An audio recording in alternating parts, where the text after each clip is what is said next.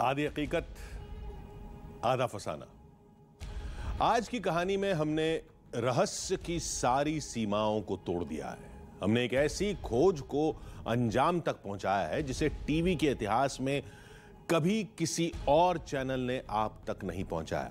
ये कहानी अभी तक सिर्फ किताबों और लोगों के जरिए ही आप सुन पाए थे, लेकिन आज सबूतों और गवाहों के साथ हमने परतों में दबी उस कहानी का पर्दाफाश किया है जो हजारों वर्ग मीटर के किले में बीते करीब 350 साल से दफन थी। तो चलिए शुरू करते हैं रहस्य और रोमांच से भरा वो सफर जहां सैकड़ों लोगों ने अपनी जिंदगी को दांव पर लगाकर उस खजाने तक पहुंचने की कोशिश की जिसे मराठा साम्राज्य के शिल्पकार छत्रपति शिवाजी महाराज और एक भयानक युद्ध से जोड़कर देखा जाता है।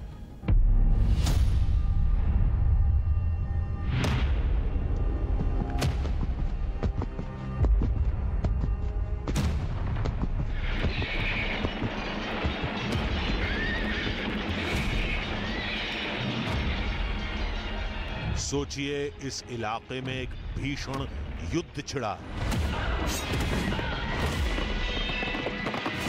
जहां से लोगों के चीखने की आवाजें आ रही हैं।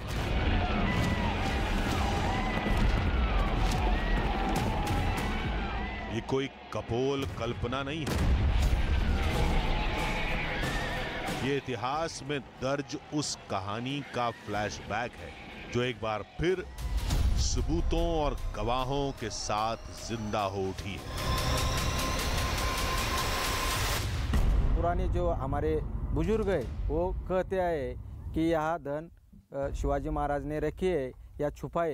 यही धन है, धन यही किले में। हाँ, यही किले पे है। धन यहाँ पे गड़ा हुआ है, आज भी लोग खोज रहे हैं, वो किसी को मिला ही नहीं है, कहाँ रखा है वो। उसी अकूत खजाने की कहानी का एक सिरा हमारे हाथ लग चुका है। खजाने का नक्शा, एक रहस्यमयी तहखाना, सब कुछ हमारे सामने है। लोग आज भी उस धन को तलाश कर रहे हैं। दिल थाम कर बैठिए, क्योंकि आज हमारा सफर उस विशाल काय किले की तरफ है जहां से कभी भी किसी की भी किस्मत का दरवाजा खुल सकता है, क्योंकि ये सफर है छत्रपति शिवाजी महाराज की जिंदगी से जुड़ी एक कालजयी कहानी का।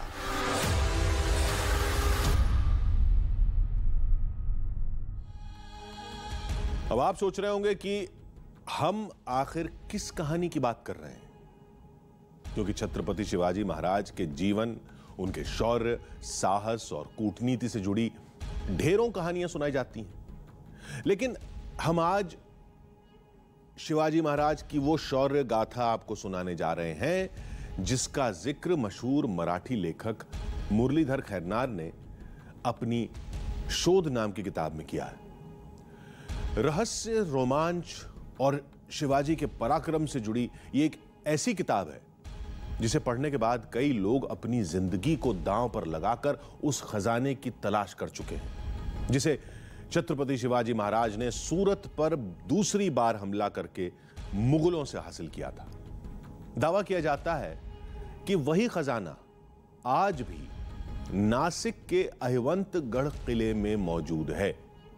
आज सबूतों और गवाहों के साथ हम आपको उसी किले तक ले जाने वाले हैं।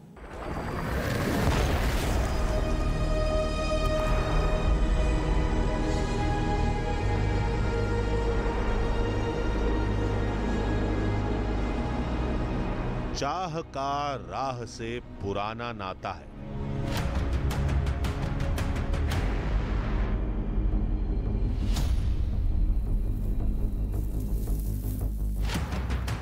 अगर मन में ठान लिया तो दुश्वारियां भी धूल फांकती हैं।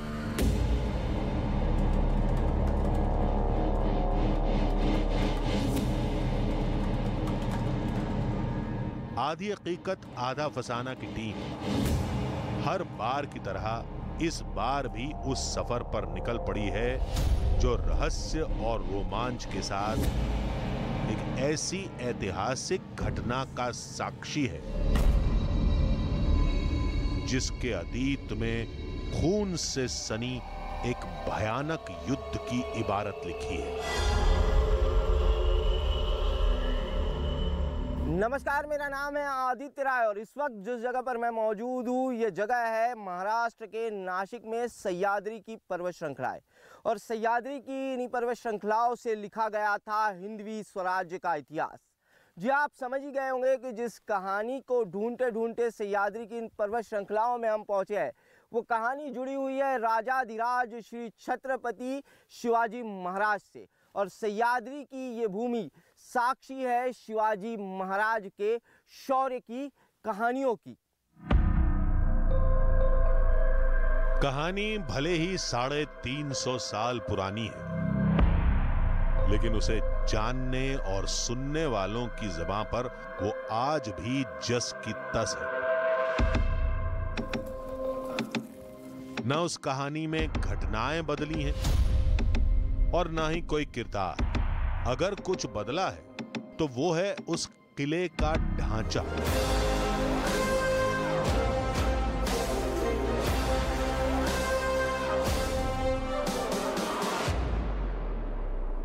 ये यादव राजाओं ने इस किले का निर्माण कराया। उसके बाद किन किन राजाओं ने राज किया यहाँ? उसके बाद में जो अलाउद्दीन खिलजी आया था उसने राज किया। अच्छा, उसके मुगल बाद आए। में मुगल आए और मुगल आने के बाद यहाँ पे सब हिंदू का जो शासक था उसको तोड़ मरोड़ डाला उसने। अच्छा, मुगलों ने फिर वो मुगलों ने।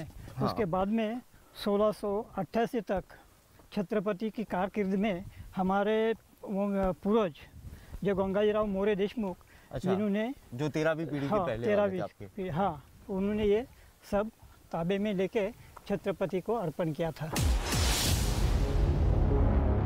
इस ऐतिहासिक सफर में हमारे साथ आगे क्या होने वाला था ये हम नहीं जानते थे। बस पढ़ी लिखी और सुनी सुनाई कहानियों के सहारे हम खंडहर हो चुके किले की तरफ बढ़ते जा रहे थे। तभी अचानक किले की दीवार पर उकेरी गई एक प्रतिमा ने हमारे कदमों को रोक दिया। मराठा शासकों द्वारा इस प्रतीक चिन्ह के माध्यम से अपने दुश्मनों को यह चेतावनी दी गई थी कि भले ही तुम हाथी की तरह शक्तिशाली क्यों न हो, लेकिन हम शोभ शिल्प है और तुमने हमारे साम्राज्य की तरफ अपनी आंख उठाकर देखा तो हम हमारे एक पैर के तले तुम्हारा सारा साम्राज्य कुचल देंगे। खजाने की तलाश में अब हम किले की चौखट से अंदर की तरफ दाखिल हो चुके थे।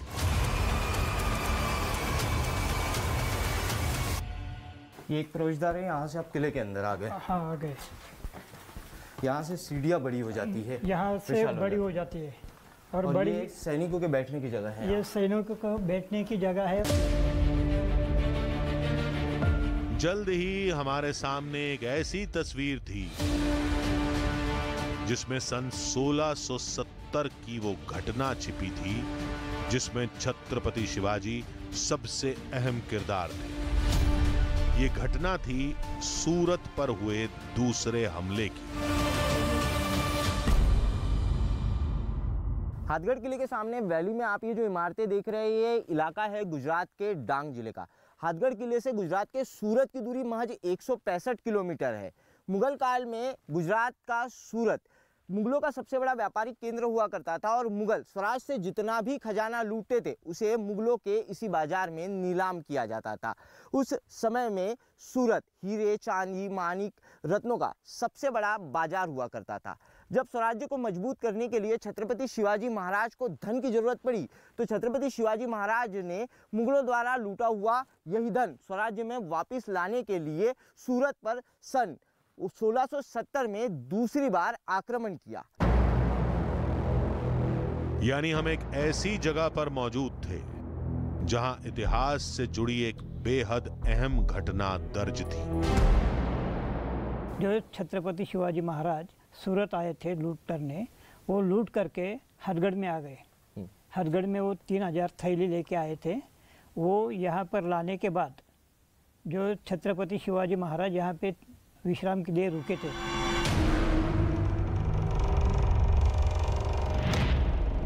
गुप्तचरों ने उन्हें सूचना दी कि सूरत से लूट कर लाए हुए खजाने को वापस लूटने के लिए दो मुगल सरदार इखलास खान और दाऊद खान इस रास्ते से उनकी तरफ आगे बढ़ रहे हैं। उस वक्त छत्रपति शिवाजी महाराज के पास मात्र 22,000 सैनिक थे और यह सूचना मिलते ही महाराज ने सेना की दो टुकड़ियां की। पहली 11,000 सैनिकों की टुकड़ी के साथ उन्होंने सूरत से लाया हुआ सारा खजाना हाथगढ़ के इस किले से भेज दिया और उसके बाद हाथ में तलवार लेकर खुद छत्रपति शिवाजी महाराज सेना की दूसरी टुकड़ी के साथ मुगलों से लोहा लेने के लिए निकल पड़े। कहा जाता है युद्ध से पहले छत्रपति शिवाजी महाराज ने खजाने का एक हिस्सा इस किले में भी किसी गुप्त ठिकाने पर छुपा दिया था। लोग क्या करते हैं कि वो धन यहाँ पे गड़ा हुआ है। अच्छा। इसलिए लोग क्या करते हैं कि यहाँ पे नीचे भी खन खोद करते हैं, गढ़ के ऊपर भी अच्छा, खन खोद करते हैं। अभी भी चालू है उनका। सूरत युद्ध की घटना तो इतिहास में दर्ज है, लेकिन यहाँ या अहिवंतगढ़ किले में खजाना होने का कोई सबूत है भी या नहीं? हमारी बात सुनकर किले के सरदार के वंशज ने एक ऐसा सबूत हमारे सामने रख दिया जिसे देखकर हम भी दंग रह गए। ये कौन सी भाषा में है? मोड़ी। मोड़ी भाषा। ये मोड़ी भाषा, अच्छा, मराठी की जो मूल भाषा होती है मोड़ी। हाँ, मोड़ी उसमें लिखा है क्या? उसमें लिखा है। तो ये कोड में है सब। अच्छा, तो यहाँ से, हाँ, तो वो यहाँ से जो खजाना गया वो कहाँ छुपा है ये किसी को पता नहीं है। ये किसी को नहीं पता है। किसी को नहीं पता। ये सारे सबूत छत्रपति शिवाजी महाराज के आदेश पर मनोहर हनुमंत देशमुख यानी हमारे साथी के पूर्वजों ने बनाए थे, जो कभी इस किले के सरदार हुआ करते थे। सूरत लूट के जो नक्शा है वो है हमारे पास। ये नक्शा है, ये जो है ये नक्शा है, और ये हथगढ़ किले का जो है वो नक्शा है। वो पुराना है सब। और ये जो है सूरत लूट से, जो छत्रपति ने सूरत लूट से जो लाया था उस बारे में सूरत लूट से लिखा हुआ ये ताम्रपट है। कहा जाता है कि खजाना जमीन के अंदर बने किसी गुप्त तहखाने या दीवारों के पीछे बने किसी गुप्त दरवाजे के अंदर छुपा है। शायद इसीलिए तमाम कोशिशों के बाद भी कोई उसे तलाश नहीं पाया। पुराने जो हमारे बुजुर्ग है वो कहते आए कि यह धन शिवाजी महाराज ने रखी है या छुपाए, इतना मालूम है। इतना ही नहीं, जिस शख्स के पास खजाने से जुड़े इतने सारे सबूत हैं, उन्हें भी सिवाय कुछ संकेतों के कुछ नहीं पता था। ऐसी बहुत कहानियाँ हो चुकी। कोई बोलता है त्र्यंबकेश्वर के रास्ते से गए, कोई बोलते हैं हथगढ़, अभी हम बोलते हैं हथगढ़ रास्ते से गए, कोई बोले कंचनबारी से गए, कौन कहाँ से गए और धन कहाँ रखा है, वो रायगढ़ पहुँचा है क्या नहीं है, ये किसी को ही पता नहीं है। दूसरे खोजकर्ताओं के पास खजाने का रास्ता तलाशने वाला ताम्रपत्र नहीं था और वो हमारे हाथ लग गया था। लेकिन ताम्रपत्र की भाषा और इशारों को समझना किसी पहेली की तरह था। हमने वो सुलझा लिया तो समझो खजाना तलाशना बाएं हाथ का खेल होगा। इसीलिए नक्शे और ताम्रपत्र से जुड़ी कहानी को हमने और गहराई से समझने की कोशिश की। 1585 को ये नक्शा तैयार हुआ था। उसके बाद में जो सूरत लूट हुई थी उसमें ऐसा लिखा है कि जो लूट से लाया गया धन जो है वो सही सलामत जिस दो टुकड़ी बनाई थी, एक टुकड़ी के पास उन्होंने वो नक्शा दिया था, उसमें ऐसा लिखा है कि जहाँ रुद्र शिव का मंदिर होगा और जहाँ पे कोई शत्रु हमला नहीं कर पाएगा, ऐसे जगह पे ये ताम्रपट में ये दर्शाता है कि वहाँ पे वो धन उस रास्ते से जाना चाहिए, वहाँ रखना चाहिए। अब हमारे सामने सब कुछ साफ था कि कैसे शिवाजी की सेना ने खजाने को मुगलों से बचाने के लिए उसे छुपा दिया और सारे राज इस ताम्रपत्र के जरिए सांकेतिक भाषा में दर्ज करा दिए। यानी ऐसी रहस्यमयी भाषा जिसे छत्रपति शिवाजी महाराज के वफादारों के अलावा कोई समझ न सके। इस शिवकालीन ताम्रपत्र में खुद शिवाजी महाराज ने आदेश दिया है कि सूरत से लाए हुए खजाने को किसी ऐसे किले में छिपाया जाए जहां पर शिवरुद्र यानी हनुमान जी और शिवजी का मंदिर हो। और अगर कहानी के अनुसार सूरत से लाया हुआ खजाना कहीं आज भी मौजूद है तो वो ऐसे ही किसी किले में मौजूद है जहां शिवरुद्र का मंदिर है।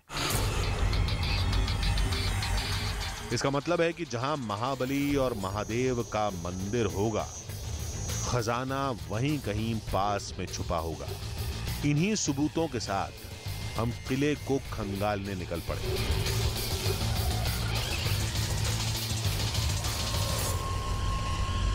1670 में शिवाजी महाराज सूरत से खजाना लेकर आए थे। वो खजाना आज भी हाथगढ़ के इस किले में मौजूद है, ऐसा लोगों को लगता है। ये चेंबर देखिए, यहाँ पर ये पूरा कंक्रीट का चेंबर यहाँ पर जो है उस वक्त बना हुआ था। बड़ा जो है ये चेंबर जो है रहा होगा, काफ़ी मजबूत ये चेंबर था। इस चेंबर को देखिए, यहाँ से पूरा ये चेंबर पैक रहा होगा, लेकिन धन इसी तरीके से छुपाया जाता है। नीचे धन छुपा दिया जाता है और उसके बाद जो है उसके ऊपर स्ट्रक्चर खड़ा कर दिया जाता है। इस स्ट्रक्चर को लोगों ने करीबन 6 फीट तक अंदर तक खोद कर रखा हुआ है। तो क्या पहले खजाना छुपाया गया, फिर ताम्रपत्र में सुराग दर्ज किए गए, लेकिन बाद में शिवाजी ने खजाना खुद यहां से हटा लिया, जिसके जिक्र वाला ताम्रपत्र हमें नहीं मिला। जो भी हो, अगर ऐसा था भी तो वो गुप्त कमरा तो जरूर मिलेगा, और वो मिला तो खजाने की कहानी सच्ची साबित हो जाएगी। खोजते तो आज भी है, पेशे तक की बात तो अलग थी, लेकिन आज भी लोग खोज रहे हैं। वो किसी को मिला ही नहीं है, कहाँ रखा है वो। तो जहाँ पे अगर रुद्र महादेव का मंदिर होगा, जो अंदर के हिस्से में महादेव जी की लिंग होगा और बाहर मारुति का मंदिर होगा, एक बजरंगबली की मूर्त होगी, ऐसा कोई तो भी ठिकाना होगा, वहाँ पे ये मिलेगा। हमें इस किले में हनुमान या महादेव का कोई मंदिर नहीं मिला। कहीं ताम्रपत्र पर लिखे सांकेतिक शब्दों वाली गुप्त जगह अहिवंतगढ़ के किले में तो नहीं, कहीं खजाना अहिवंतगढ़ में तो नहीं छिपा। यही पता करने आधी हकीकत आधा फसाना की टीम अहिवंतगढ़ के किले में पहुंच गई।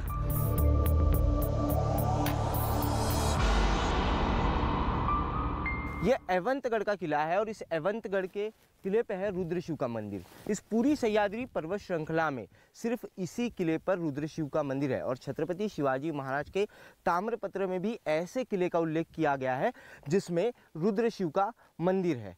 कहते हैं इस किले में ऐसी सैकड़ों गुफाएं हैं जहां पर अगर कोई चीज़ छिपाई जाए तो उसे ढूंढना बिल्कुल नामुमकिन होगा।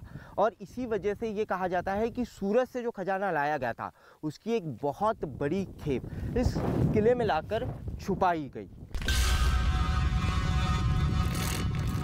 किले में दाखिल होने से पहले इसकी भौगोलिक स्थिति को समझना जरूरी था। किले में ये सबसे बड़ा किला है। इस किले पे रुद्र शिव का एक मंदिर है। अच्छा, इसी किले पे इसी किले पे रुद्र शिव का एक मंदिर है। और ये किले पे बहुत बड़ी बड़ी गहरी गुफाएं, कुछ तो गुफाएं ऐसी है यहाँ बहुत लोग रह सकते, कुछ भी रख सकते, धन भी रख सकते। लेकिन इस किले में अभी तक कोई ज्यादा गुफाएं लोगों को मिली भी नहीं। मंजिल हमारे सामने थी, लेकिन हम ये हरगिज नहीं जानते थे कि अब हमें किन चुनौतियों का सामना करना था।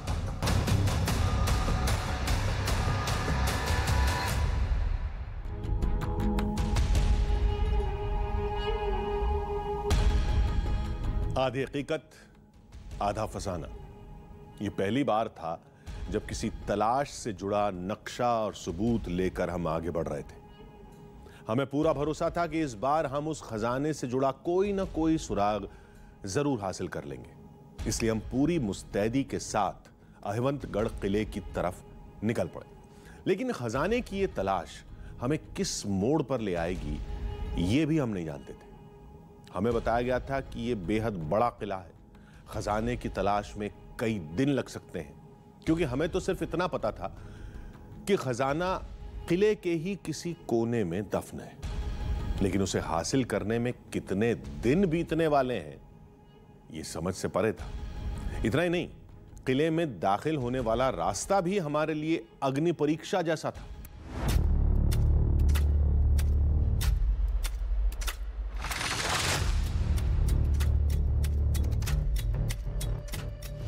अहिवंतगढ़ के दुर्ग तक पहुंचने का रास्ता बेहद दुर्गम था, मानो कांटों की सेज पर चलना हो और आग के दरिया को पार करना हो।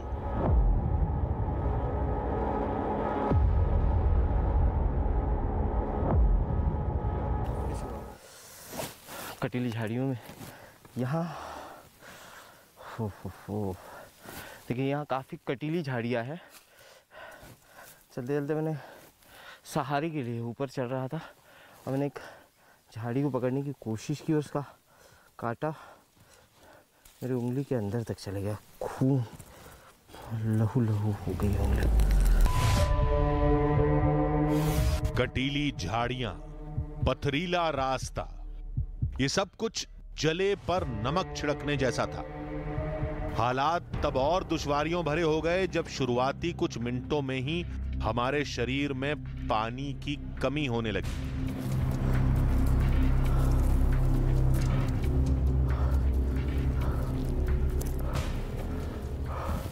धूप बहुत तेज हो चुकी है, मेरे होंठ पूरी तरीके से सूख चुके हैं और शरीर डिहाइड्रेट हो रहा है। ये दुर्गम रास्ता इस बात की भी गवाही दे रहा था कि आखिर खजाना छिपाने के लिए छत्रपति शिवाजी ने इस जगह को क्यों चुना होगा।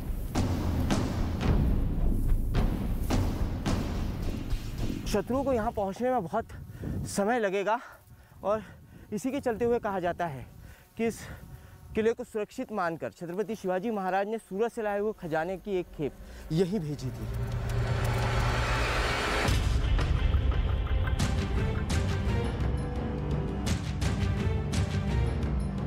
दावा तो यह भी किया जाता है कि अपने मकसद को कामयाब बनाने के लिए शिवाजी ने एक खास महीने को चुना था और वो महीना था अक्टूबर का।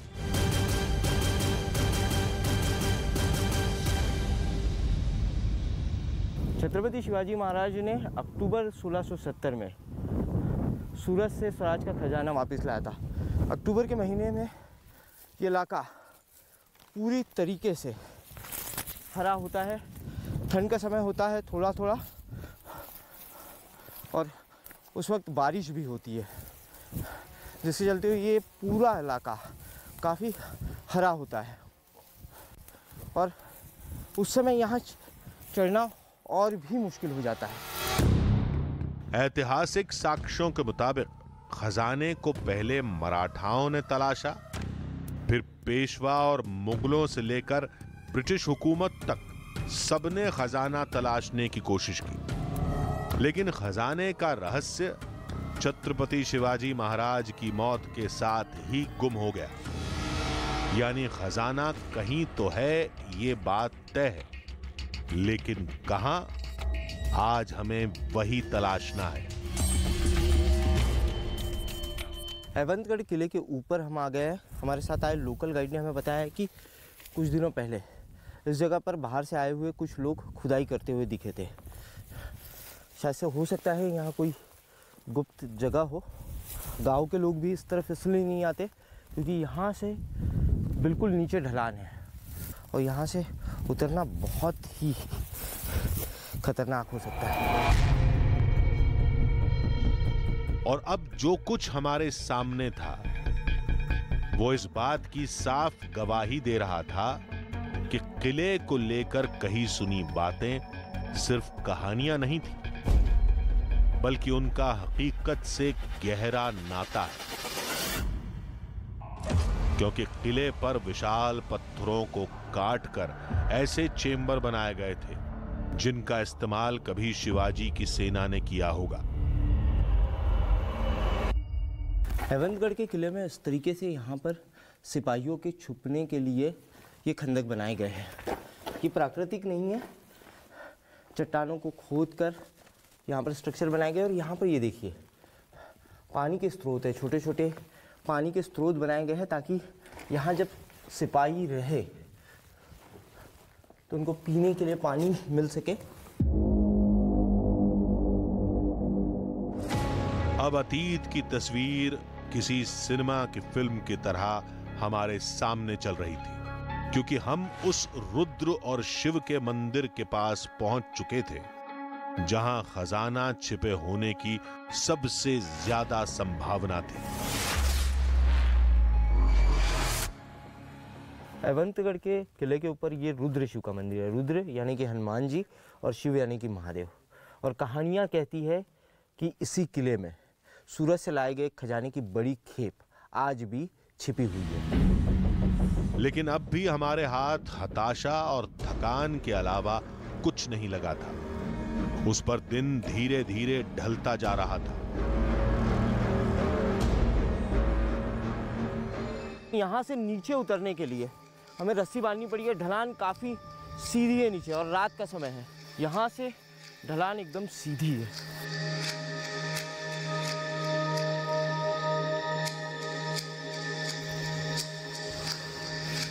Oh shit.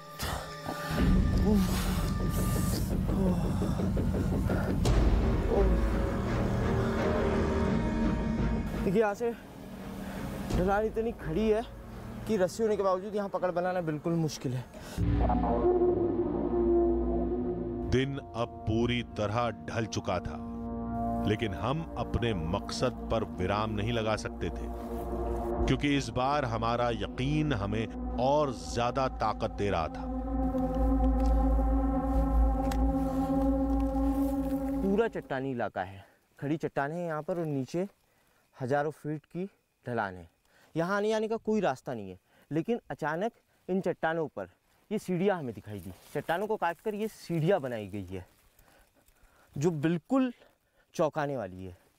हो सकता है कि ये सीढ़ियाँ किसी गुप्त चेंबर की तरफ जाती हो।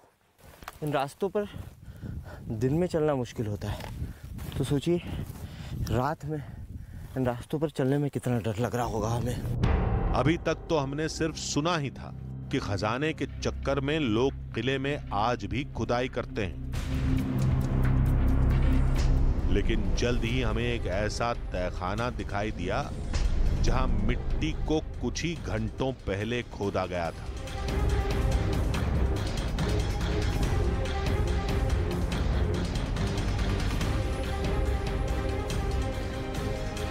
ये अभी खुदा हुआ है। ये अभी खुदा हुआ है।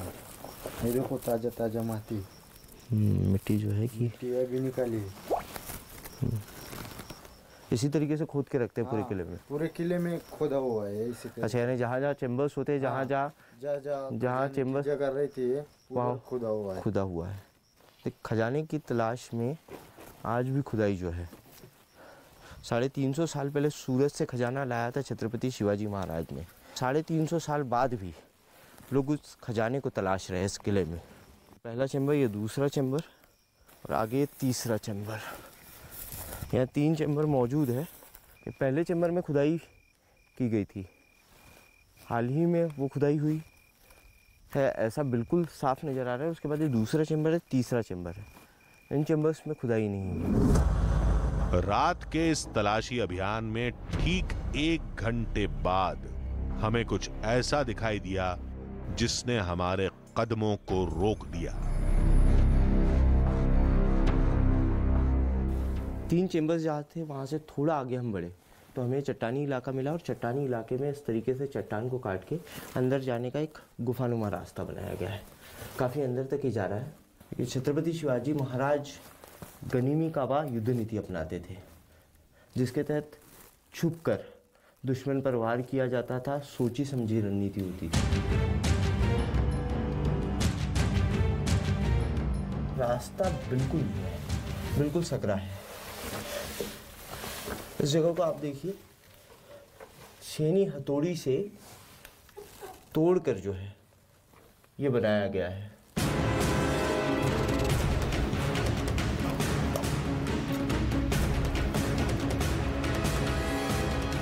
30 से 35 फीट अंदर आने के बाद यहाँ ये चेंबर बंद हो जाता है। यहाँ पानी का एक स्रोत है और इसके अंदर एक चेंबर पानी के अंदर दिखाई दे रहा है। ये चेंबर अंदर की तरफ जा रहा है। शायद से हो सकता है यहाँ अंदर जाने का कोई रास्ता हो, लेकिन पानी भरा हुआ है पूरा, अंदर नहीं जाया जा सकता। पुराने समय में ऐसी ही जगहों का इस्तेमाल खजाना छिपाने के लिए किया जाता था, लेकिन ऑक्सीजन की कमी हमारे तलाशी अभियान को मुश्किल बना रही थी।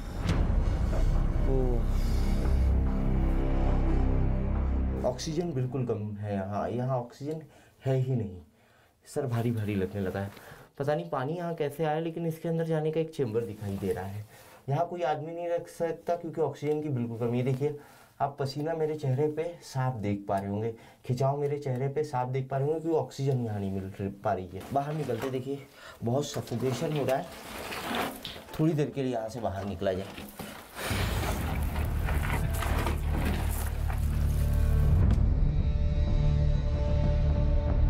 इसलिए कुछ देर बाहर रहने के बाद एक बार फिर हमने अपनी तलाश को आगे बढ़ाने की कोशिश की। एक बार फिर अंदर जाकर देखते हैं कहीं कोई खजाने का सुराग तो यहाँ मौजूद नहीं।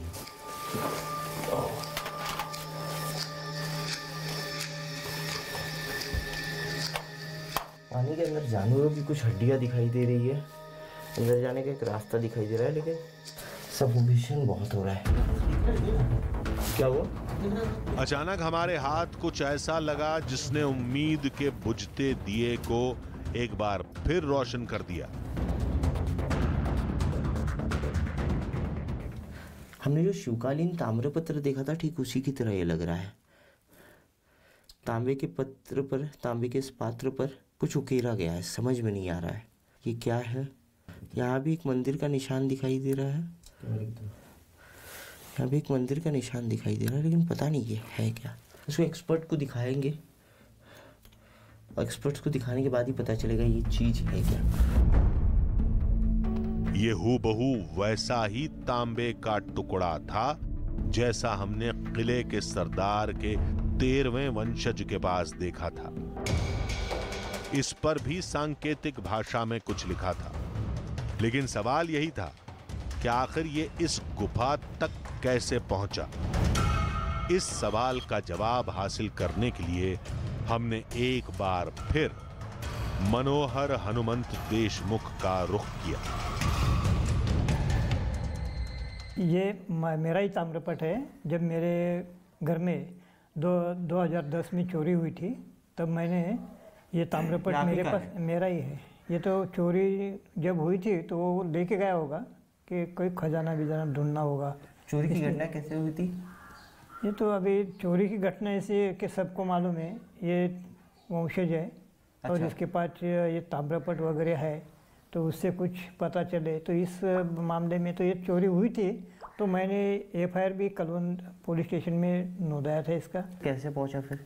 अभी ये किसने कैसा लेके गया होगा, वो चोर लेके जा सकता है ना। लेकिन ये तो मोड़ी लिपि में है, जिस लिपि में लिखा होगा उस लिपि को जानते हैं लोग। जानते हैं ना, मोड़ी को जानते हैं, इधर के लोग भी जानते हैं, क्योंकि जो पुराने लोग हैं वो जानते हैं। अभी जो जिनको देवनागरी आती है, मराठी भाषा आती है, तो उसी मोड़ी उसी का ही ये है ना। बहुत चौंकने वाली बात है। ये ताम्रपत्र जो हमें एवंतगढ़ के किले में गुप्त जगह पर मिला, ये ताम्रपत्र मूरे साहब का 2010 में ये चोरी हो गया था, जिसकी FIR भी दर्ज की गई थी। अब ये सवाल पैदा होता है कि ये एवंतगढ़ किले में कैसे पहुंचा। इनके घर से चोरी हुआ ताम्रपत्र यहाँ मूड़ी भाषा में, मराठी की जो मूल भाषा उस भाषा में लिखा गया है। खजाने से जुड़ी हुई जानकारी है और छत्रपति शिवाजी महाराज द्वारा तैयार कराया गया ये ताम्रपत्र है। इसका एवंतगढ़ के किले में मिलना बहुत चौंकाने वाला और ये साफ दर्शाता है कि आज भी लोग 350 साल पुराने उस खजाने की खोज कर रहे हैं। अंत भला तो सब भला। हमें भले ही खजाने का कोई भी हिस्सा न मिला हो, लेकिन अहिवंतगढ़ के किले में हमें जो ताम्रपत्र मिला वो हथगढ़ किले के सरदार के 13वें वंशज यानी मनोहर हनुमंत देशमुख के लिए किसी खजाने से कम नहीं था। ये तो मेरे लिए बहुत बड़ी खुशी की बात है, जो आपने मेरी अमानत मेरी जान से भी प्यारा है, ये जान से भी महत्वपूर्ण है, ये आपने मुझे प्राप्त करके दिया। इस ताम्रपत्र की चोरी का यह किस्सा बताता है कि चोर इस पर मौजूद कोड के सहारे खजाने तक पहुंचना चाहते थे, लेकिन छत्रपति शिवाजी महाराज के उस गुप्त खजाने तक पहुंचने का रास्ता ताम्रपत्र पर मौजूद संकेतों की तरह अब तक रहस्यमयी बना हुआ है। ताम्रपत्र खजाने तक पहुंचने का इकलौता जरिया है, लेकिन फिर भी कोई उसे तलाश नहीं पाया। मुमकिन है कि पेशवा, ब्रिटिश सेना या किसी और के हाथ खजाना पहले ही लग गया हो, या खुद शिवाजी ने खजाने को किसी और किले या स्थान पर छुपा दिया हो। जो भी हो, ये तय है कि बिना ठोस जानकारी के उस खजाने को तलाशना किसी के बस की बात नहीं है।